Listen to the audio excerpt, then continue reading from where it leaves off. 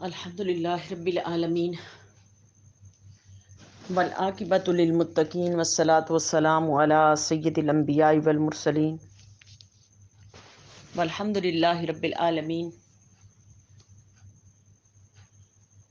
معزز سامعات، آج کا جو ہمارا ذکر کا گوشہ اس کا عنوان تفسیر قرآن مجید تیسرا رکوع، اس کی شروعات آج ہم لینے کے لیے جا رہے ہیں۔ آیت 20 سے لے کے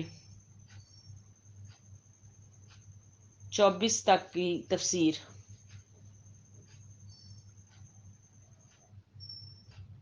21ویں آیت کے اندر رب کائنات نے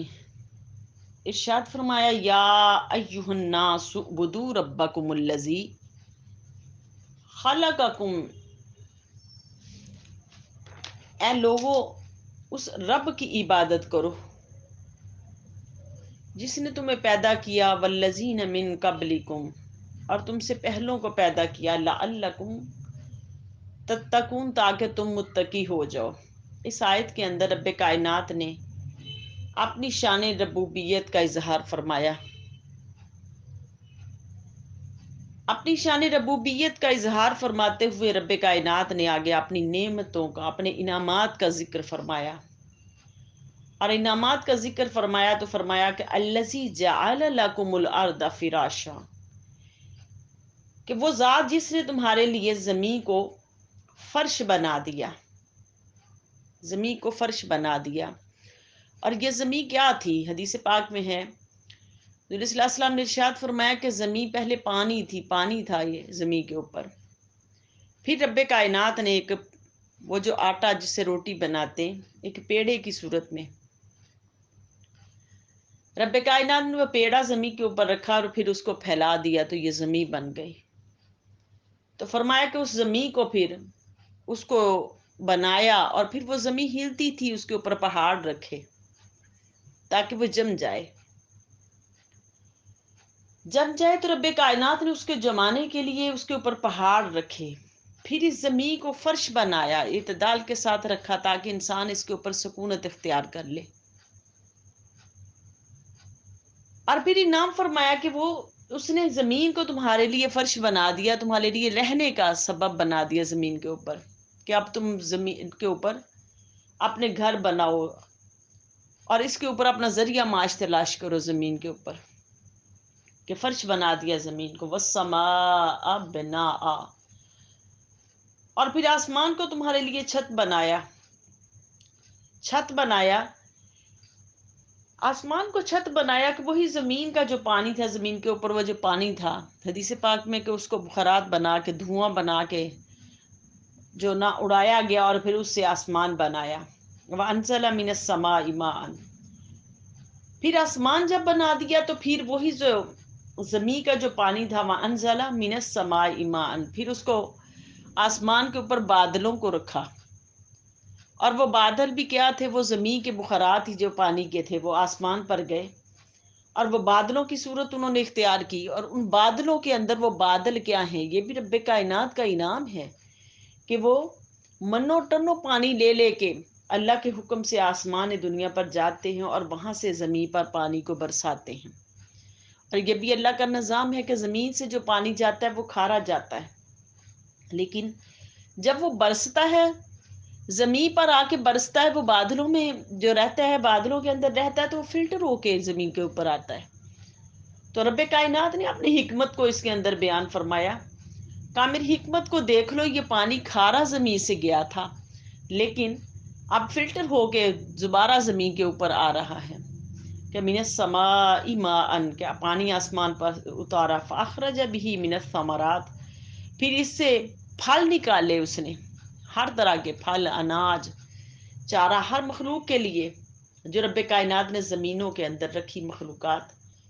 کیونکہ سورہ فاتحہ کی تفسیر کے اندر ہم پڑھ چکے ہیں کہ اللہ پاک عالمین کا رب ہے نا، تو عالمین کتنے عالمین ہیں، زمین کے اندر زیر زمین کتنے عالم ہیں، اور زمین کے اوپر کتنے عالم ہیں۔ تو ان تمام عالمین کے لیے رب کائنات نے خوراک کا انتظام کیا، اس سے خوراک کا انتظام کیا، انسانوں کے لیے، حیوانوں کے لیے، حشرات کے لیے رب کائنات نے خوراک کا انتظام زمین سے کیا۔ آگے فرمایا من الثمرات رزقا لکم، کہ پہلا انعام ہے کہ زمین کو، پہلے انعام کے اندر فرمایا کہ زمین کو فرش بنایا، دوسرا انعام آسمان بنایا اور اس سے پانی اتارا، پھر اس سے تیسرا انعام اس کے اندر ذکر کیا کہ وہ پانی برسا تو پھر اس چوتھے انعام کے اندر کہ وہ اس نے پھل نکالے۔ پھر اللہ پاک فرماتے اتنے انعامات تمہارے اوپر کیے فلا تجعلوا للہ اندادا، پھر تو میرے مقابل کھڑا کرتا ہے لوگوں کو، وانتم تعلمون، اور تم جانتے نہیں ہو۔ یہ مشرکین مکہ کو مخاطب، کافروں کو مخاطب کیا جا رہا ہے کہ پھر بھی تم نہیں جانتے میری حکمتوں کو۔ قرآن اترتا کس لیے تھا؟ اسی لیے اترتا تھا نا کہ انسان کا خلق درست ہو جائے، اس کا رب کائنات کے ساتھ ربط مضبوط ہو جائے۔ تو پھر فرمایا کہ پھر بھی تم میرے ساتھ شریک ٹھہراتے ہو، میرے ساتھ پھر بھی شریک بنا رکھے ہیں تم نے۔ من الثمرات رزقا لکم فلا تجعلوا للہ اندادا وانتم تعلمون، اور اس کے مقابل نہ کرو اور تم نہیں جانتے۔ وَإِن كُنتُمْ فِي رَيْبٍ، پھر اللہ پاک نے ان کو چیلنج کیا، ان کو چیلنج کیا کہ مشرکین مکہ یہ کہتے تھے کہ یہ قرآن معاذ اللہ حضور علیہ السلام نے خود گھڑ لیا ہے، تو رب کائنات نے ان کی اس بات کو بیان فرمایا، ان کا رد فرمایا، اور رد فرما کے رب کائنات نے فرمایا وَإِن كُنتُمْ فِي رَيْبٍ، مگر تمہیں اس قرآن میں شک ہو۔ کبھی حضور صلی اللہ علیہ وسلم کو معاذ اللہ مجنون کہتے، کبھی دیوانہ کہتے، کبھی کہتے شاعرانہ کلام ہے۔ اللہ پاک نے فرمایا کہ اگر ایسا کچھ ہے تو پھر لے آؤ، وَإِن كُنتُمْ فِي رَيْبٍ، مگر تمہیں کوئی شک ہے، مما نزلنا، جو ہم نے اتارا، علی عبدنا، اپنے بندے پر، اپنے بندے محمد صلی اللہ علیہ وسلم کے قلب پر جو ہم نے قرآن اتارا ہے، فاتو بسورت، کو ایک سورت، کیا ایک آیت لے آؤ، ایک آیت من مثلہ، جیسی، بدعوا شہداءکم، اور بلا لو اپنے حمایتیوں کو، من دون اللہ، اللہ کے علاوہ، ان کنتم صادقین، اگر تم سچے ہو تو۔ آگے فرمایا فَإِن لَمْ تَفْعَلُوا، تم نہیں کر سکو گے، وَلَن تَفْعَلُوا، نہیں لا سکتے ایسی آیت کوئی بھی، فَاتَّقُوا النَّارَ الَّتِي وَقُودُهَا النَّاسُ وَالْحِجَارَةُ، ڈرو اس آگ سے جس کا ایندھن انسان اور پتھر ہے، اُعِدَّتْ لِلْکَافِرِینَ، جو تیار کر دی گئی ہے کن کے لیے؟ کافروں کے لیے۔ اس آیہ کریمہ کے اندر من دون اللہ سے مراد، من دون اللہ کی تفسیر بڑی خوبصورت تفسیر ہے۔ اس تفسیر میں، تفسیر منہاج القرآن سے یہ تفسیر میں لے رہی ہوں، تو اس کے اندر ارشاد فرمایا کہ من دون اللہ کی تفسیر کے اندر کہ من دون سے، دون یہ جو ہے یہ صاحب منجد نے دون کا جو معنی نکالا ہے، اور اس کا کہا کہ دنو اور دنا اور دنیا کے الفاظ بھی اس دون سے آئے، جس کے اندر ہے، یعنی کہ لغت کے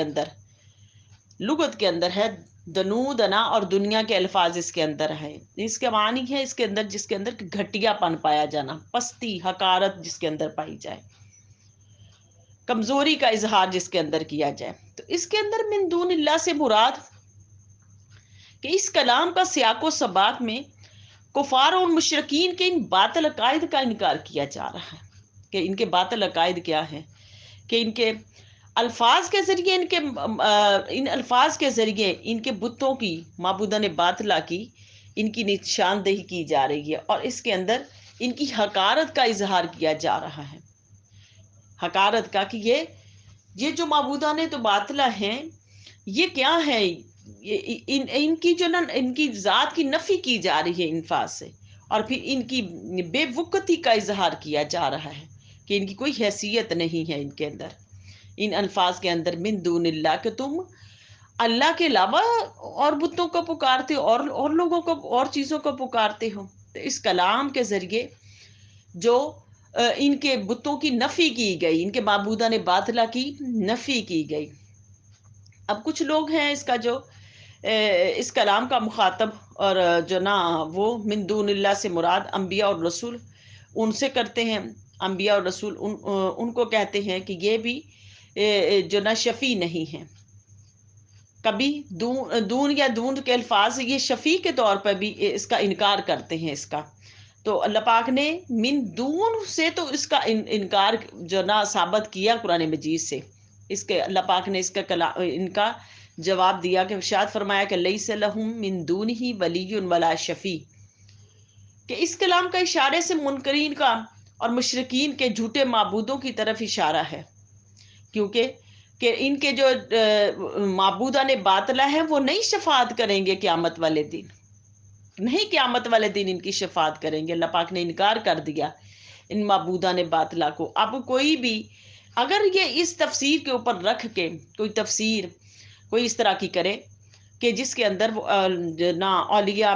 کی شفاعت اور انبیاء علیہ السلام اور صلحاء کی جو شفاعت ہے وہ اس کو ثابت نہ کرے، تو یہ انکار ان کا یہ رد ہے، یہ اس کا اللہ پاک نے رد کر دیا اس آیہ کریمہ کے اندر کہ نہیں ان کا کوئی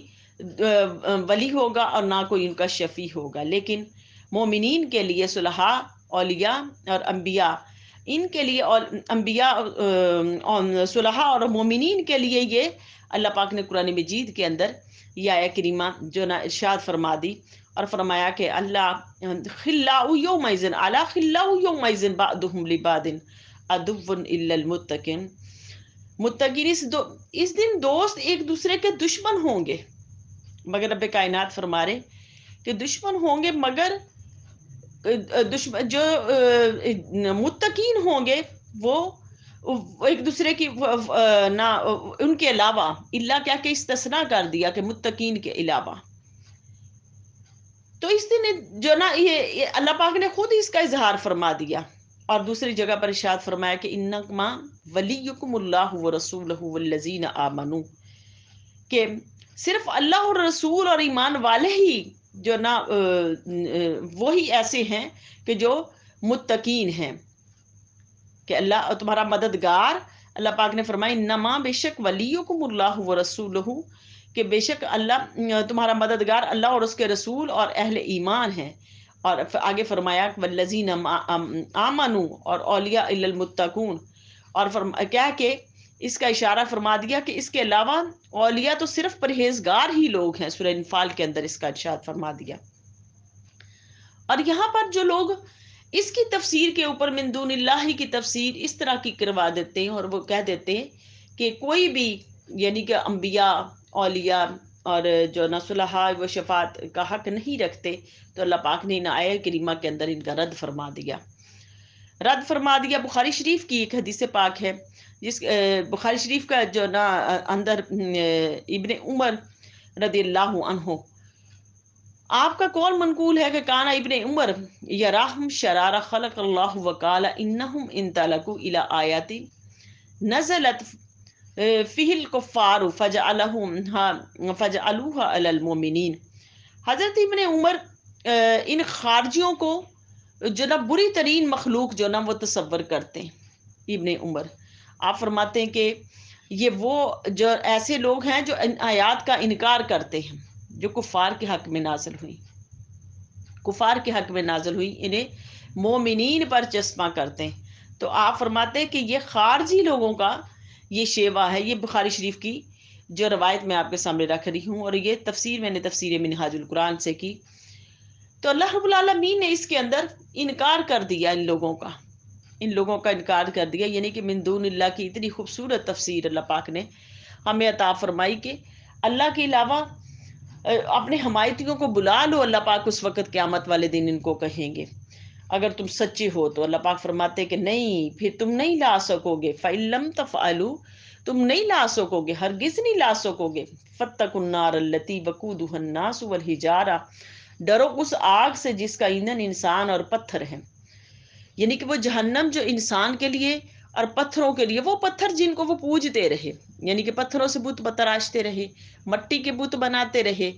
آٹے کے بت بناتے رہے، جس چیز کے انہوں نے بت بنائے، رب کائنات ان کو بھی جہنم کے اندر گرائیں گے اور ان کے بتوں کو بھی جہنم کے اندر گرائیں گے۔ اللہ پاک نے فرمایا کہ ان کے معبودان باطلہ کو بھی میں جہنم سے بھروں گا،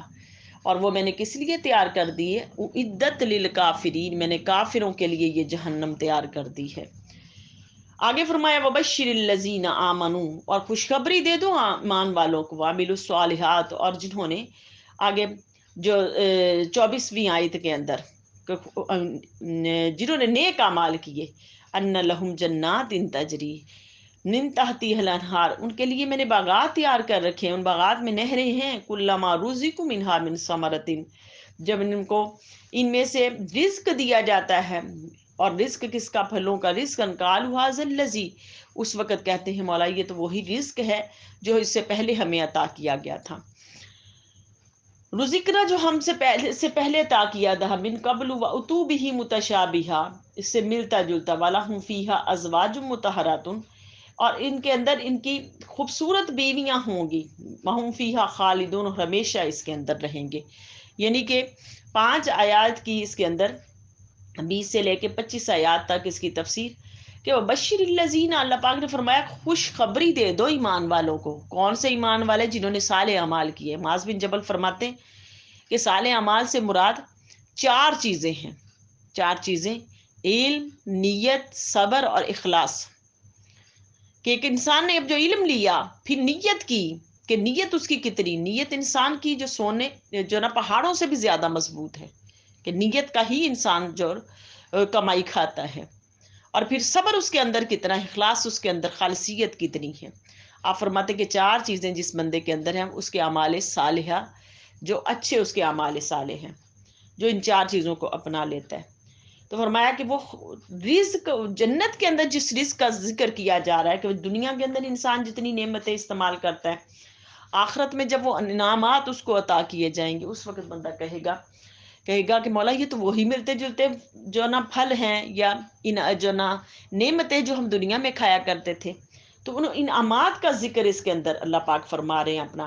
کہ یہ انعامات تم دنیا میں محبوب رکھتے ہو نا، یہ انعامات میرے پاس موجود ہیں،